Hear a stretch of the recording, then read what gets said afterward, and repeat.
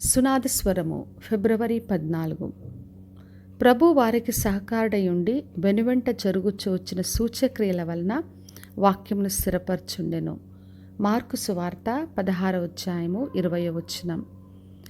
మన ప్రభు మనకు సహకారుడై ఉండే ప్రభు అది ఈ రోజున వాగ్దానం చేస్తున్నాడు.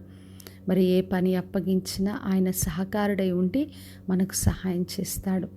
మరి యేసుక్రీస్తు తన శిష్యులకు వాక్యం ప్రకటించమని చెప్పాడు.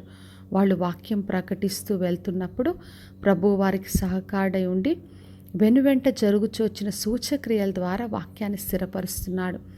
మరి దేవుడు మనకు తోడుగా ఉన్నప్పుడు, ఆయన సహకారిగా ఉన్నప్పుడు వెనువెంట కార్యాలు జరుగుతాయి, సూచక్రియలు జరుగుతాయి. వాటి వలన ఆయన వాక్యం స్థిరపరచబడుతుందని ప్రభు బయలుపరుస్తున్నాడు. మరి దేవుడు చేసే ప్రతి కార్యం ద్వారా కూడా ఆయన మహిమను పొందే దేవుడు.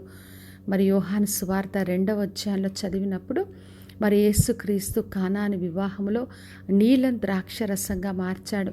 ఎప్పుడైతే అద్భుత కార్యం అక్కడ జరిగిందో మరి యేసుక్రీస్తు యొక్క మహిమ అందరి ముందు బయలుపరచబడింది. శిష్యులందరూ కూడా విశ్వాసం ఉంచారు.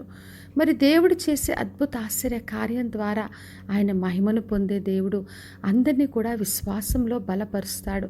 అందుకే ఆయన తోడుగా ఉన్నప్పుడు మన పరిచర్యలో మనం అన్ని విషయాల్లో కూడా గొప్ప కార్యాలు, అద్భుత కార్యాలను చూస్తాం. అందుకే మనము ధైర్యంతో, విశ్వాసంతో ప్రభువు నాకు సహకారుడిగా ఉన్నాడని చెప్పి మనం వాక్యాన్ని ప్రకటించి ఎందరినో రక్షించాలన్నది ప్రభు కోరుతున్నాడు. మరి యెహోషువ గ్రంథం 1వ అధ్యాయంలో మనం చదివినప్పుడు దేవుడు ఆయనకు వాగ్దానం చేశాడు. మోషేకు తోడుగా ఉన్నట్టు నేను నీకు తోడుగా ఉంటాను, నువ్వు అడుగుపెట్టు ప్రతి స్థలాన్ని అప్పగిస్తాను, ధైర్యంతో వెళ్ళమని చెప్పాడు. ప్రభు ఆయనకు తోడుగా ఉండి సహాయం చేశాడు.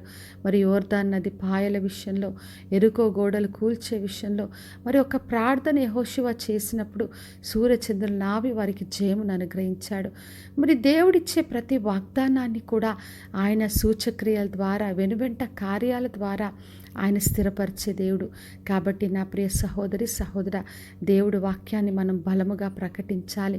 ఆయన మనకు సహకారిగా ఉండి గొప్ప కార్యాలు చేస్తాడు. కాబట్టి విశ్వాసంతో వాక్యాన్ని ప్రకటిస్తూ ఆయనను మహిమపరుస్తూ ఎందరినో విశ్వాసంలో బలపరుస్తాం. ప్రార్థన చేసుకుందాం. పరలోకమందున్న మా తండ్రి, మా దేవ, ఈరోజు ఇచ్చిన వాగ్దానం కొరకే వందనాలు. మీరు మాకు సహకారిగా ఉండి దేవా మాకు ఇచ్చిన ప్రతి పనిలో, పరిచర్లో తోడుగా ఉండి గొప్ప కార్యాలు జరిగించి మరి మీ వాక్యాన్ని స్థిరపరిచి మీరు మహిమను పొందమని యేసు నామములో అడిగి వేడుకొంచున్నాము తండ్రి. ఆమేన్. ఈ శుభవచనము వినుచున్న ప్రతి ఒక్కరి జీవితంలో నెరవేర్చబడునుగాక. నేను మీ ప్రియ సహోదరి మంజులా చరణ్.